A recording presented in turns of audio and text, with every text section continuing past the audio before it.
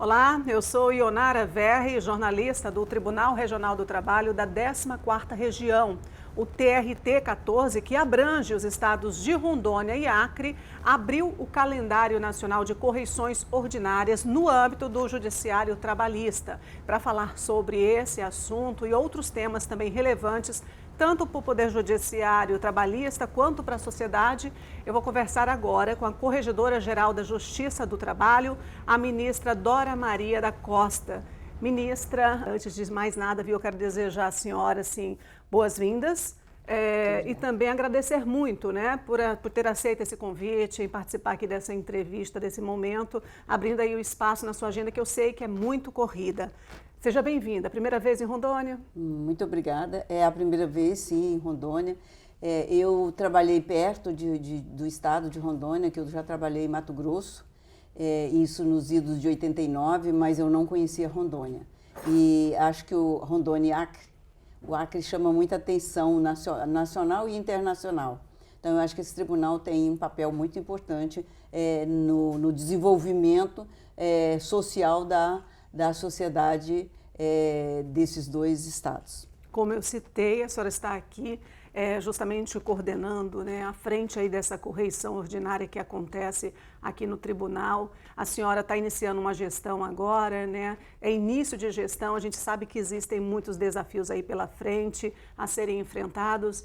E aí eu gostaria que a senhora falasse sobre isso, quais são as perspectivas e também o que a senhora poderia citar dos desafios que serão enfrentados e de que forma a senhora a Corregedoria Geral da Justiça do Trabalho vai combater esses desafios. Bom, na verdade é um desafio maior para mim, que é a primeira mulher corregedora da Justiça do Trabalho na história do TST. Então, como mulher, nós sabemos que a carga de cobrança é maior até de nós próprias. Então, é uma experiência nova, apesar de ter sido corregedora do meu tribunal, que é a 18ª Região, Goiás, mas isso foi há 15 anos atrás e depois disso eu fiquei só julgando processos. Então, eu peguei a corregedoria num momento difícil. No primeiro momento, alegavam dificuldades de fazer o trabalho telepresencial, porque era tudo muito novo. Eu mesmo fazendo sessão do TST, a gente ficava quase que o dia inteiro para fazer uma sessão, porque toda hora um colega saía do ar, então foi muito difícil o começo. E tudo que é novo apresenta uma dificuldade maior. Então, eu imagino que os desafios serão enormes. Eu vou viajar para os 24 regionais nesses 2 anos, afora as inspeções que provavelmente serão feitas para verificar se está tudo dentro do normal para o retorno, porque, claro que isso também demanda tempo. A senhora citou aí as dificuldades do início, tendo em vista essa questão de se adaptar a esse novo momento, digamos assim. Mas a gente percebe também que, apesar da pandemia ter causado uma crise mundial e consequentemente, um problema financeiro, econômico, mundialmente falando, a gente percebe também que tivemos muitos avanços nesse sentido, A justiça se fortaleceu, conseguiu entregar bons resultados, inclusive. Diante disso, ministra, qual a sua visão dessa realidade? A gente sabe que tem a determinação do CNJ para o retorno do presencial, mas a senhora acredita que, com o tempo, isso vá voltando, no caso, para o remoto novamente, tendo em vista que a questão tecnológica está muito avançada e as pessoas já estão até acostumadas a buscar ali o acesso digital virtual? Sim, eu acho que essa experiência, o retorno ao presencial, não vai eliminar tudo das conquistas que tivemos na área tecnológica. Ela será um auxílio, continuará sendo para o acesso ao juízo, que é o nosso caso. É muito importante que o empregado, que normalmente é o nosso cliente, e automaticamente o empregador vem juntos, o empregado perceba que ele não está falando só com uma máquina. Porque uma coisa é eu olhar no teu olho, outra coisa é eu olhar para aquela máquina ali. É completamente diferente. Então, a parte se sente, ela já chega na sala de audiência, normalmente ela já chega amedrontada, porque está na frente do juiz. Eu fui juíza no interior muitos anos. Eu fui juíza de primeiro grau uns 15 anos e passei pelo Mato Grosso, o interior de Goiás. E a parte talvez a única vez que ele vai estar à frente de um juiz, porque ele não vai querer estar à frente de um juiz criminal. Ele não vai querer estar à frente de um juiz de família, porque tudo é muito problema, né? Então, ele lá na Justiça do Trabalho, ele vê o juiz. Então, o juiz continua usando tecnologia, os servidores, facilitou muito a vida de todo mundo, mas nós queremos um equilíbrio, a reunião dos dois. Para isso, a atuação realmente da Corregedoria já foi se planejada nesse sentido, em questão tanto do retorno do presencial, como a continuidade do remoto, para que a sociedade também tenha assim, noção de como será feito essa atuação nesse trabalho. Sim. Nós estamos fazendo reuniões, porque eu participo de um grupo de trabalho formado pelo CNJ. Na terça tivemos uma reunião que eu fiz online, eu fiz daqui, no tribunal, e aí já começou a clarear mais as formas de fiscalização e de análise das questões particulares de cada região. Então, a Justiça Federal já fechou praticamente todas as regras, já estabelecendo as regras de retorno. Nós tivemos a reunião no Coleprecor para poder a gente esclarecer para os 24 corregedores e 24 presidentes. Então, como o nosso universo é muito maior, então nós estamos ainda burilando os diversos normativos que nos enviaram para estabelecermos algumas regras. Isso será uma segunda etapa, mas a partir dessa correção aqui, a gente já começa a delinear quais os problemas que nós temos que enfrentar para que todos voltem sem traumas. Cada gestor vai analisar os 30% de servidores que, dentro da norma da decisão do CNJ, podem continuar trabalhando em teletrabalho, como já existia. E, dentre os servidores que trabalham presencial,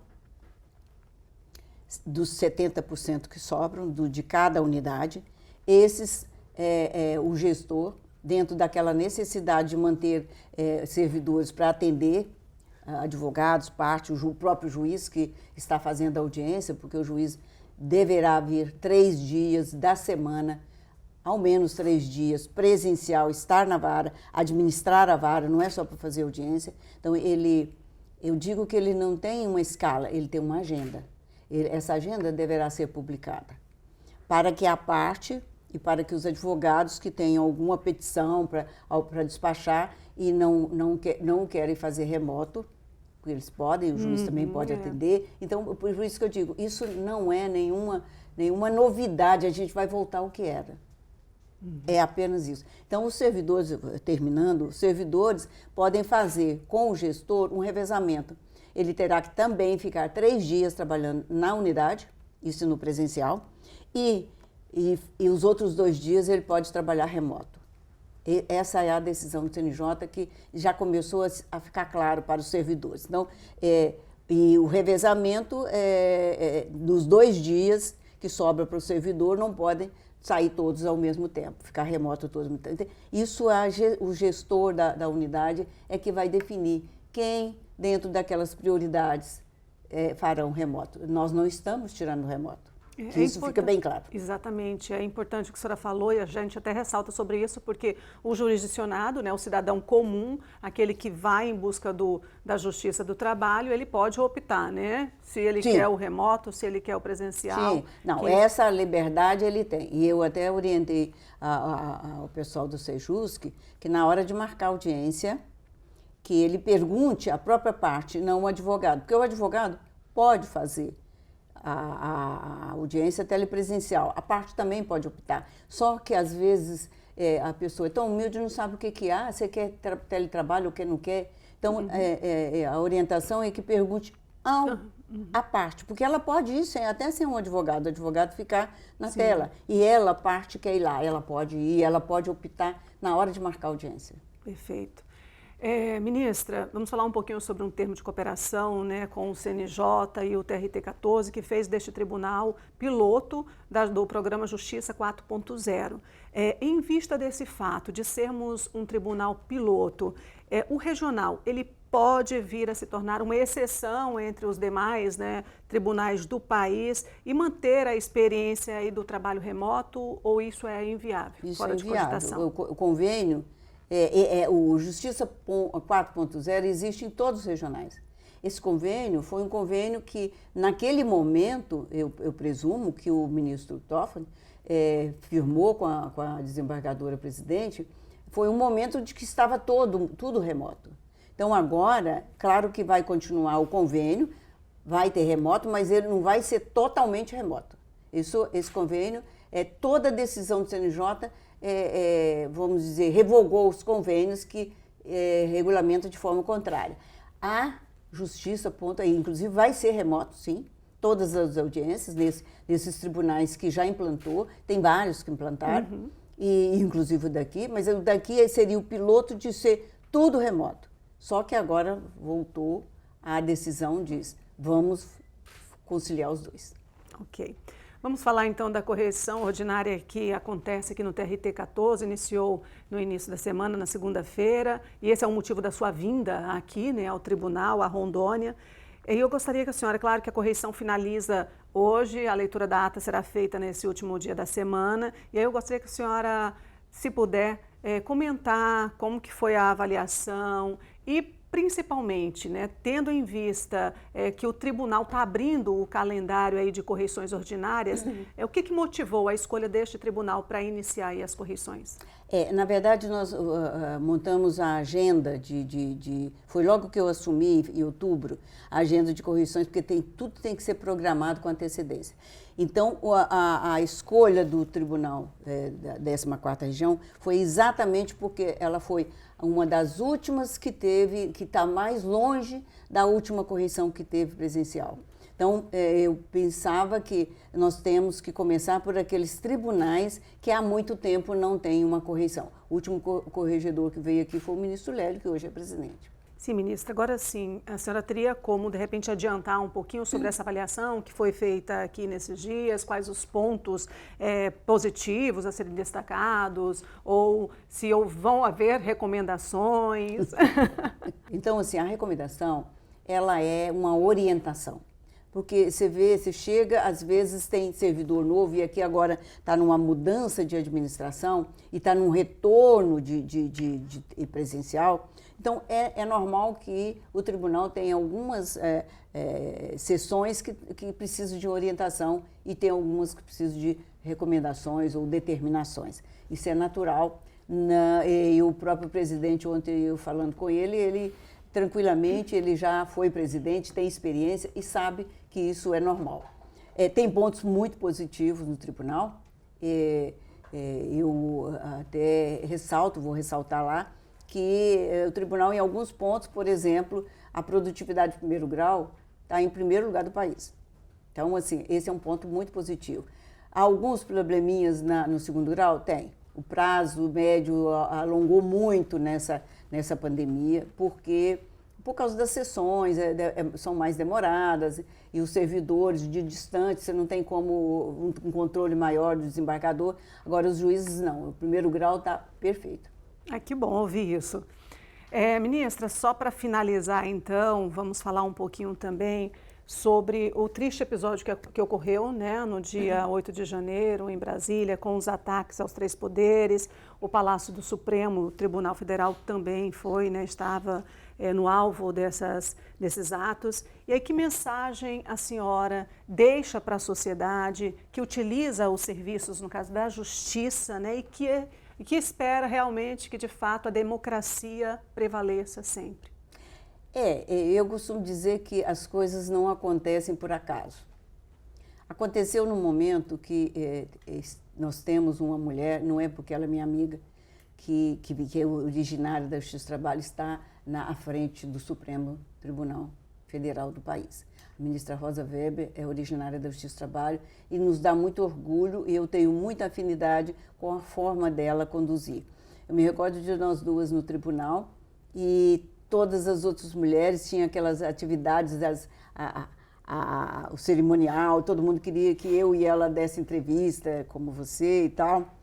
Eu e ela falavam, não, vão vocês, vão a ministra Cristina, a ministra Calça, e nós duas sempre ficamos à distância. Então, assim, quando aconteceu, ela foi uma mulher que enfrentou com altivez esse ataque, com toda a garladia. Ela é uma mulher excepcional. Então, a mensagem que eu deixo é exatamente essa. Confie na justiça, porque tudo acontece e passa. Isso não vai ferir a democracia do país. É a mensagem que eu deixo. Ministra, muito obrigada, viu, mais uma vez por ter aceito esse convite. Espero que a senhora faça um excelente retorno a Brasília e sempre que vier a Rondônia, seja muito bem-vinda. Muito obrigada, vocês são muito acolhedores. Eu fiquei muito contente com a acolhida aqui no tribunal. Sucesso na sua gestão.